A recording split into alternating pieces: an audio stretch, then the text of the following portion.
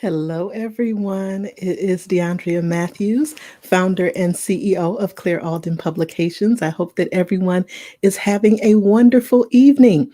I am the founder and CEO of Claire Alden Publications, and Claire Alden is an award winning hybrid publishing company that is accredited by the Better Business Bureau and is a member of the Independent Book Publishers Association. I am the author of 7 books.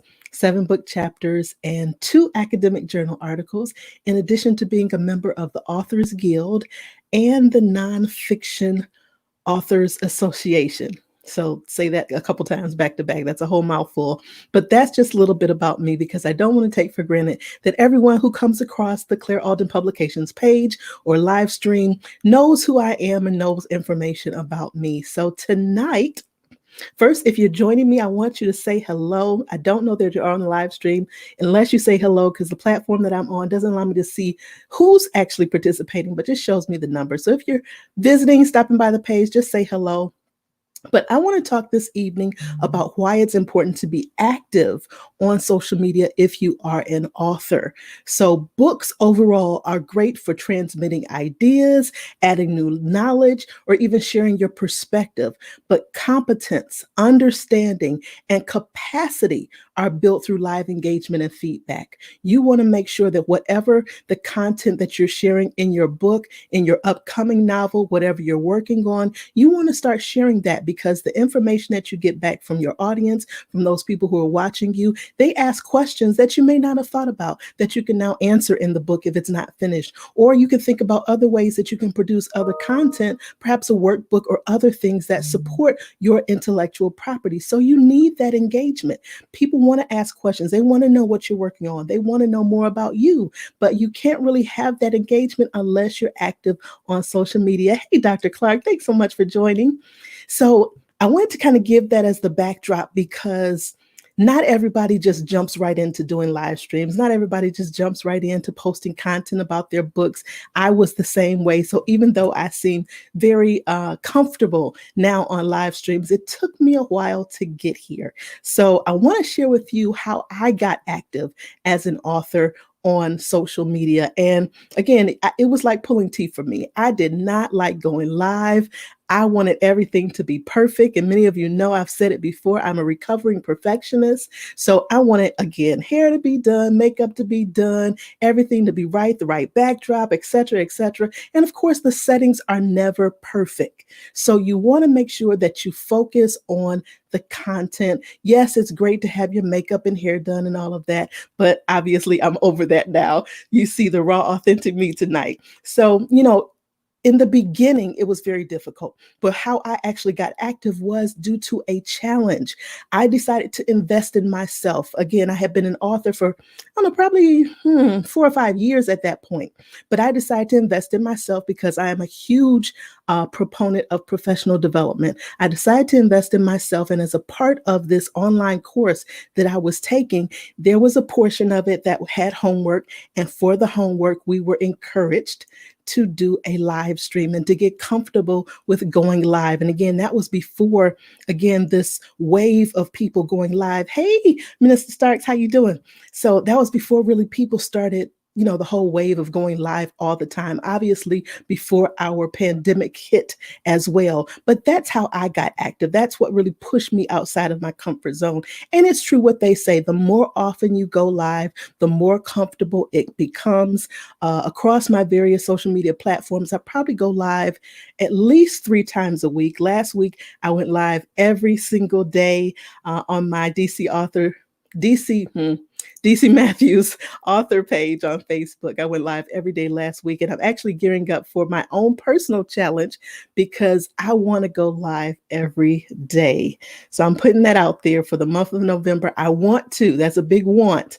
I want to go live every day, but of course we'll see what life does. It might be Monday through Friday instead of every single day, but we shall see. But I want to encourage you to go live, especially if you have a book coming out, if you have something that you're working on, let people know it so that they know in advance and can support you and encourage you and ultimately hold you accountable. So I want you to drop in the comments for those who are watching live and those who will watch the replay. Let me know what is holding you back. I want you to put that in the comments. If you've been afraid to do live streams, if you've been afraid to talk about your book, what are some of the things that are holding you back? And again, I can't promise every day, but this week I'm going to be talking about some of the mistakes that I made because, yes, I made mistakes. We all make mistakes and we learn from them. And fortunately, you can learn from my mistakes as well. So I'll be going live this week, just sharing some of the mistakes that I made in the process so that you don't have to make those same mistakes and that you can build a great author platform and people can come along to support you. You can find who your target audience is. You can learn more about your ideal reader and all of those wonderful things. So if you haven't already done so, make sure that you subscribe to the Claire Alden Publications YouTube page. Yes, content. You know what? The interesting thing about content is you don't know how much you have until you really start writing it down. I'll share this as well because Sunday is my day for me. It's my day for self-care, and I do a lot of things to really focus on myself. But the other thing that I've been doing, I haven't been trying to do, I've been actually just doing it. I have tons and tons of emails and I have tons of pictures. And I try to delete as many as possible on the weekend now so that it's not just kind of growing out of control. So as I was going through my pictures yesterday, I have a lot of content just in looking at my pictures and reminding myself of things that I've done, things that I've shared, things that I know that I could talk about and share with other people. So content can be something that you like, okay, well, what do I say? If you want to go live, it's like, okay, what do I talk about today? But if you go back and if you're like me, you're a writer and you have lots of notebooks or journals, if you just go back and start looking through, again, your pictures, your emails, your journals, some of the notes that you've taken at conferences and other places, there's so much that you can share. And it doesn't have to be original content. I'm not saying steal somebody else's stuff and don't give them credit. But what I'm saying is you could talk about the things that you've learned. You could talk about the things that, you jotted down on such and such a date or what have you. There's lots of content all around you. It's just about recognizing it for what it is. And I look at it like this. I look at it like, when a kid is little and they're learning how to read, we don't recognize all of the words that are around us. And we don't have to, it's great to have books in the house. And again, I grew up with books, my kids grew up with books. But even if you just look around at all the words that are on the appliances in the kitchen, the products in the refrigerator, things of that nature, there's so much around you that you could talk about.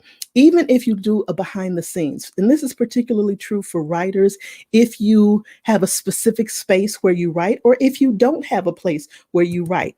Okay, talk about, okay, I don't have an office space yet. However, I have this corner of my living room set aside and this is my writing space. Even just allowing people to see that lets them know, okay, you don't have to have a specific writing space. You don't have to have a, big fancy office or things like that. They want to see the behind the scenes. They want to know that there are other people out there just like them with the same struggles and the same thoughts running through their heads. So those are my thoughts. And that's what I wanted to share regarding content. And thank you for putting that in the comments. For those just joining, I want to hear from you. What's holding you back? What's keeping you from going live as an author? What's keeping you from really sharing what's going on with you in your author career and in your author life? So again, I'll be going live.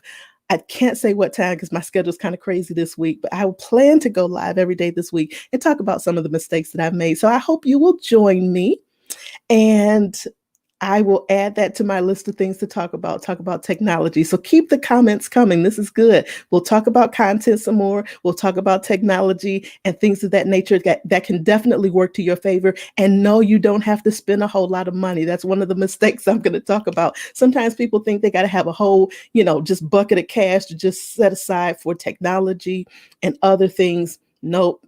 I am the freebie queen. I'll just say it like that. Even though, yes, there does come a point where you do have to make some investments in yourself and in your products. But please believe, I'm a mother of 8 and grandmother of 5.